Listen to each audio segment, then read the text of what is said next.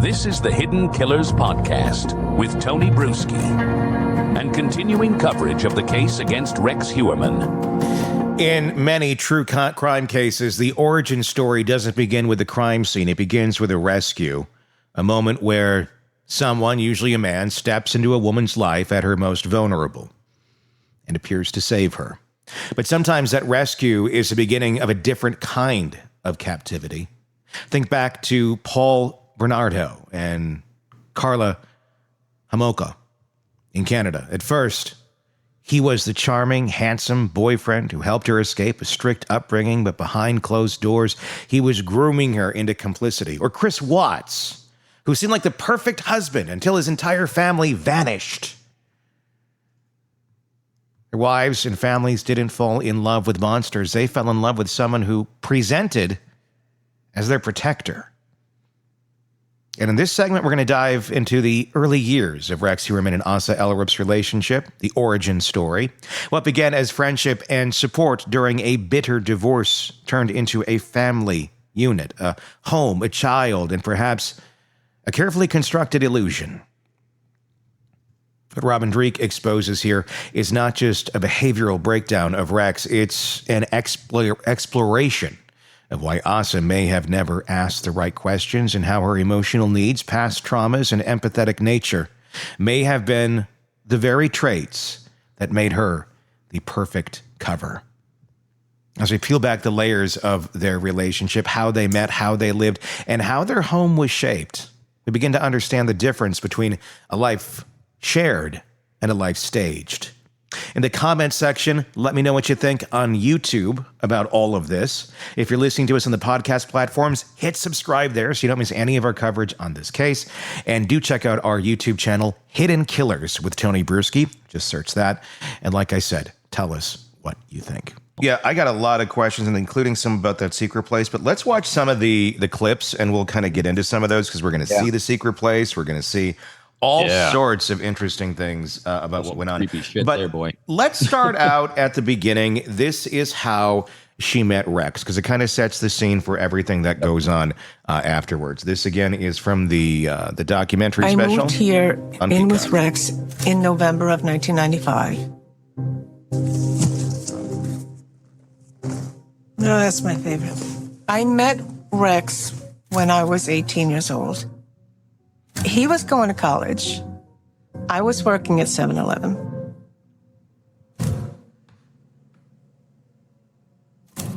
I was born in Iceland. My younger brother was adopted to an Icelandic family, and I was adopted to America. But because of that, I traveled a lot to Iceland with my family. And Rex, he traveled a lot. He went on archaeological digs.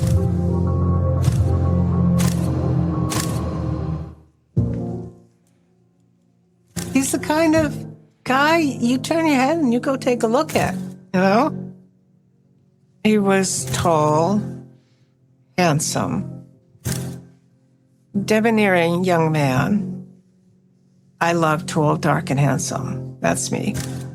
And at that time, I was madly in love with the man. There's no doubt about that. But then I met my first husband and got married. But things did not go well at all. After my son Christopher was born, my ex-husband became somebody completely different. I was in the process of getting a divorce. Christopher's father, he wasn't very nice about it. He said to me, there's no way in the world he was going to be okay with me being happy with somebody else.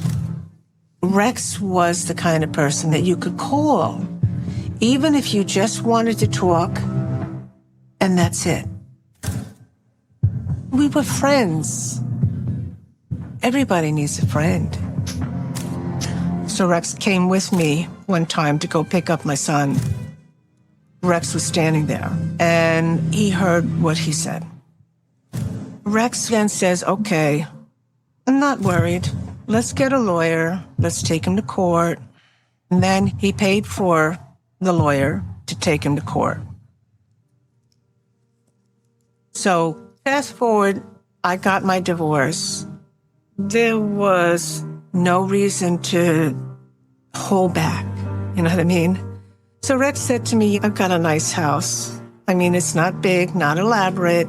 How about you come and see if you'd like to stay there? I'm like, yes, I would love to. And then I found out I was pregnant with Rex's baby. And he said to me, well, how do you feel about marrying me? And I said, yes. There's a picture of me, and I'm looking up going, I finally got him. He's mine.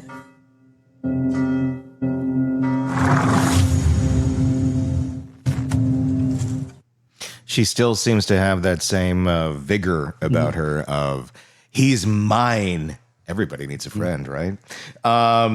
Lot to unpack there. I'm just going to go with you. What stood out to you? Watching it again that time, there's one statement she said. There's a lot of statements in there. Yeah. You can obviously see. I mean, if you didn't know what you know now about him, you're like, wow, what a great guy. Yeah, I mean, they look like a normal, like if you look at what they are today and you look at those pictures from 1995, it looks like pretty much any normal couple's wedding family photos. It does. And here's something to kind of go to what I was saying about why he selected her. Again, was it a conscious choice because he wanted to use her to cover his horrible tracks? I just think it's intuitive. I think it was an attractiveness. And here's the attractiveness part. She said her ex-husband turned into somebody different. Uh-huh. She lacked curiosity through that entire life arc. So in other words, she was unable to see anything that's presented deeper than the surface. Yeah.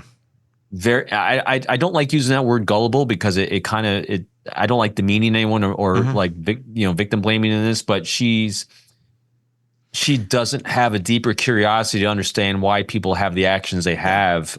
She takes people on their surface. I mean, it's a very endearing quality people have, but at the same time, it made her susceptible to predators. Yeah. And the first husband was a predator from at least took advantage of her, dumped her and left. Yeah. And she didn't see it coming, turned into a different person. And what happened the second time? Turned into a different person. She's completely and still doesn't believe. Yeah. Yeah. That's a big part of that. I was wondering about that because she was able to recognize bad behavior at one point in time, it seems. But nothing beyond it really much until Rex comes in and says, well, let's do something about this. And who knows? I have no idea what her situation was. Maybe the idea of getting an attorney at the time was just unattainable, financially. 7-Eleven. Yeah. So there probably wasn't a lot of options. It's that X kind of had her where he wanted her in terms of control financially and all of that. Then Rex comes in as the savior. I got this house, I can be this father. We already are, we're friends, and this could turn into something. And I mean, it seems like if you have pure intent, okay, that's how some nice relationships begin, coming out of some, darkness and everybody kind of getting their stuff together, and we're a happy family unit and it works. Unless it's Rex Heuermann and he already allegedly has killed somebody 3 years prior to you meeting. So there's a lot in there. With the no curiosity, there's just so many questions. And she's also, in nursing, my daughter being a nurse too. Yeah. I mean, these are people that are also, biologically geared for empathy and taking care of others, and that whole embracing aspect of it. A lot of nurses do nursing because they don't want to be doctors because it gets a little too clinical. They like being close to patients. Yeah. They like taking care of others. And that just emanates from her. Regarding the kids, the family aspect of things, traveling to Iceland for family. I mean, here's a woman that's working at 7-Eleven with not much money, yet it seems, again, let's take that intuitive leap, doing these trips to Iceland and I can tell you, I've been there. It's the most expensive place I've ever been in the entire world. Really? Oh my God, it's horrendous because everything's got to be flown in. Sure. All they grow there is tomatoes, in the thermals, around the volcanoes. So there's not a lot, it's an expensive place to live, expensive place to visit. It's just very congruent with the empathy aspect of things, not curious, just taking care of others, being taken advantage of by some. Her ex-husband just didn't have the reps in hiding secret life that Rex had when they met. And so it was a great choice by him for what he wanted to do. What do you make of the archaeological digs? That's kind of it's kind of creepy, wasn't it? He's like, oh, where did this start from? I mean, he's got odd habits, doesn't he? He does. He's got some odd. There's not a lot. I really tried to research his parents, his upbringing, these types of things. Like, my first thing I saw was he bought his parents' house. How many other serial killers have bought their parents' house? BTK did. Because I was curious on that, because control that environment is so, it's not a huge amount. It has happened, but not a huge amount, because that's the first thing that really struck me. Why would you buy your parents' house? What's going on there? And then also, no improvements to it. Very, very limited improvements. I mean, the place is run down. That's what sparked my curiosity. And I'm like, does he have money? Does he not use his money? I mean, you look at the health of Asa. He's definitely not paying health insurance for dental insurance or anything on her. I mean, it's kind of sad. It's like, what are you doing with your time and money? It's not the house. It's not healthcare. See what I mean? And she wasn't curious about it. Well, and it was so normalized, so she didn't even realize just how strange it was that these somewhat basic things were not being taken care of, because she comes from a place where she was adopted to America. So that whole familial connection is kind of different. So you get that she's led a kind of rough life growing up, abuse, rape. There was a lot that woman went through. And there's no materialistic, aspect to her. It doesn't seem like. What it is all to her is emotional. She keeps going to that family, and he was providing family for her.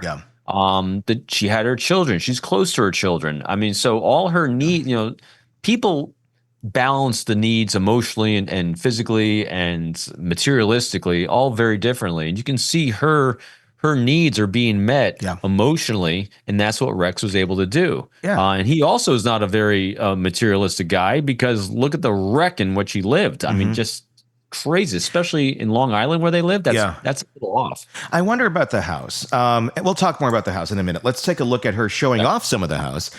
This is her giving a tour of the gun room. This is very close to and part of Rex's lair, basically in the basement that we've been hearing about, locked off with a vault door, which I don't know. I mean, it's kind of odd in your basement. I've seen some people do it with gun rooms, but I don't know. It's a little odd. Let's take a look. This is the steel door. It had a combination lock. It's this lever here. It's a very easy way to get out, so no one can get locked in here. Now, this is the room where he displayed his firearms collection. So the famous gun room, when I sat there, I recall vividly that he said, in 30 years, you're the fourth person to ever be in this room. And I was like, wow. And that's when he showed me his collection. So he started collecting rifles and all kinds of guns early on when he was 18.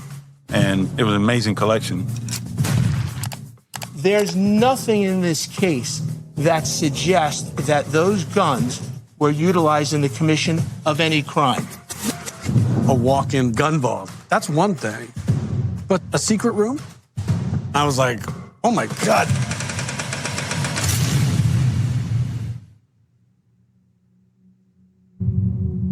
According to a colleague of Rex Heuermann's, he had a room specifically built in his basement that even his wife was not allowed to enter.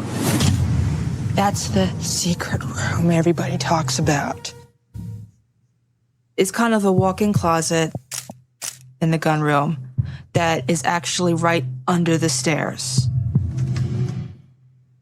He didn't want anybody to have access to it, the secret room, so nobody would know, not because he was hiding anything, but because he wanted to secure a safe in there. And I actually didn't see what the inside of it actually looked like until after all this happened. I couldn't get in there myself. All completely normal behavior, right? Normalized, but not normal. If that's what you grow up with. That's normal behavior. Also, from what I understand too, it's also his childhood bedroom. Yes, and that's a point I want to get to on this, because I think there's something to that, and also I think it plays into the why the house has never been updated, why it still looks like 1965 in that. Can't have contractors in there tearing shit apart. No, you can't. But I wonder if there's a level of him finding peace in the familiarity of childhood, because essentially if he goes back into that basement, which was his childhood bedroom, and it's this kind of like safe, happy place, it makes you wonder what was going on in childhood with Rex too. What was going on in that basement? What, was there something going on in that basement, or were those like happy, pure times before he got into this dark road? Or was he always kind of doing some stuff down there that was kind of off, that he kept secret from the rest of society, but it still has a element of comfort because it is from childhood, and he was able to kind of weave in this darkness that he got into in adulthood into a safe place, and then it all kind of normalized it for him in life, and psychologically. I think all of it, Tony. Yeah. I think these are all parts of a whole. I mean, so let's take a look, but by comparison of current cases, and again, they're both innocent until proven guilty. But you look at Brian Koberger, without actually, we don't have to place his name, but someone like him who's a accused serial killer gives you a much different vibe. There's someone who's really, really with a broken brain, trying to seek out some sensations to give him a sense of fulfillment. I get a different feeling and a tenor from Heuermann. And I just get the feeling that these are half of these behaviors he's doing were learned behaviors. I don't necessarily think he was like born doing a lot of this weird shit that typically pure broken brain people do. Mm-hmm. I think half of it was learned. I think maybe coping mechanisms he was having, because from what I understand, he was bullied pretty decently growing up, and safe places, psychological comfort from being in the bedroom that you grew up in. And the other thing that struck me too was only 4 people to visit the gun vault in his gun collection. So here's what's kind of striking about that too. Years ago, there's a good book that was put out. I can't remember the author's name, but the book is called Snoop. Mm-hmm. And what Snoop talks about is what our stuff says about us. In other words, things we have on display. Like, for example, behind me here, I have my books. I got my retired FBI creds. I got pictures of my kids. These things I have displayed for you, the world. I got my Marine Corps emblem here. I mean, they mean things to me, but these are things I project out to the world because they're what I want you to see as part of who I am to make a whole. And now here's the interesting thing. What he said was only 4 people have seen this gun vault. In other words, he didn't have this collection for his persona he's projecting to the world. This was his enjoyment for himself. Mm-hmm. That's a lot different than what people generally typically put out there. So he got his self-enjoyment from that gun collection. So that whole room and that whole complex, and small downstairs, I call it complex, but that whole small secret place downstairs was purely for his psychological comfort. No one else's. That was his secret place to feel good about himself. I want to read that book. Sam Gosling, by the way, is the author. Yeah, Sam Gosling, that's it. Yep. Of Snoop. That looks really interesting because I have all sorts of stuff around here. You can't see it on camera. But yeah, I mean, I'd be really curious to learn about that. I have all sorts of I have a lot of childhood stuff over here on the wall. I have in my childhood, I was working in radio. I have mic flags. I have all sorts of radio stuff. I have Ghostbuster stuff. I have things that my grandfather gave me. Like I have a bowling a Jim Beam bowling pin where the top comes off, and I remember him showing that to me as a child. Like, oh, this is so neat, a bowling pin. And it's actually when he was all part of the arc, Tony. That's why, one of the questions I asked you, together, working together, for everyone else listening, is like, hey, what was that inspiration all those years ago that helped Tony be who he is today? Yeah. And that's all these things that we hold on to are part of that arc. The stuff tells a lot. Yeah. It does. Yeah. And then it's not just, it tells a lot, but it tells us what we want others to see too. So what you'll see in Gosling's book is that you look at if you go to someone's office, or like this is my home office, where are the angles? Are they angled for me? Or are they angled for you? Mm-hmm. And that tells you what someone's trying to project, or is it something they're using for themselves? And so it's really again, there's no right or wrong here. Yeah. It's just assessing part of understanding everyone. So all these things that Rex had was not about other people consuming what he had. It was all purely for him. Because this was not a show house. He didn't have what appears a show job. Yeah. Dollhouse, that dollhouse to me was really striking because he's a crafted, a gifted craftsman, a woodworker. He had habits and collections that I saw as really pretty different from what we've seen from others. So because again, one of the things I was also looking at is how was he able to placate himself in between kills? In between murders that he was using for his own gratification. I think that's why he had such extreme, what might, at least to me, seem more extreme collections and extreme hobbies, because he really needed that level in order to do that. The soliciting prostitutes, that's an extreme behavior. Stalking prostitutes, extreme behavior.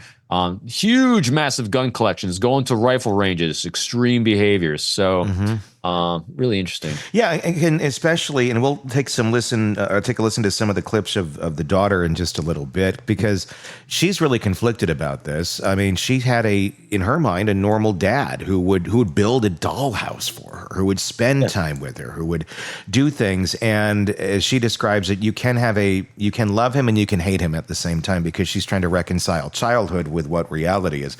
Robin Dreeke, retired FBI special agent, chief of the counterintelligence behavioral analysis program. Thank you so much. What we've just explored with Robin isn't just a story of a secret room in a basement. It's a story of psychological architecture. How someone like Rex Heuermann allegedly built a world so carefully designed that no one thought to open the wrong door. That gun room, that vault, that was a sanctuary, not built for protection, built for privacy. A place where the life he lived and the life he hid could coexist without ever touching. And Asa, whether by trauma, temperament, or design, may have been someone who never wanted to knock on the locked door in her basement, especially if the man behind it once rescued her from a even darker chapter in her life. There's something chilling about how ordinary this story begins. A young woman working at a 7-Eleven, a college student who offered her kindness, a family formed around what seemed like mutual support. When you look closely, what emerges isn't a love story. It's a behavioral pattern. A woman who had been hurt before. A man with secrets he needed to protect. And an emotional contract they both entered into. One seeking safety, the other seeking cover. It makes us all the more unsettling is how easily this could have been anybody's story. Most people don't end up married to a monster. They end up married to someone who makes them feel seen, safe, and understood until it's too late. Tell me what your thoughts are in the comment section on YouTube about what you just saw. Would love to hear that. Hit subscribe on YouTube as well. If you're listening to us on a podcast platform, hit subscribe there first so you don't miss any of it. Then do please check out our YouTube channel, Hidden Killers with Tony Brueski, so you can join in that conversation on this subject. Until next time, I am Tony Brueski. Thank you for listening. Thank you for watching. We will talk again real soon. Want true crime coverage all day, every day? Press subscribe now to the Hidden Killers podcast and True Crime Today and get the latest cases delivered right to your feed.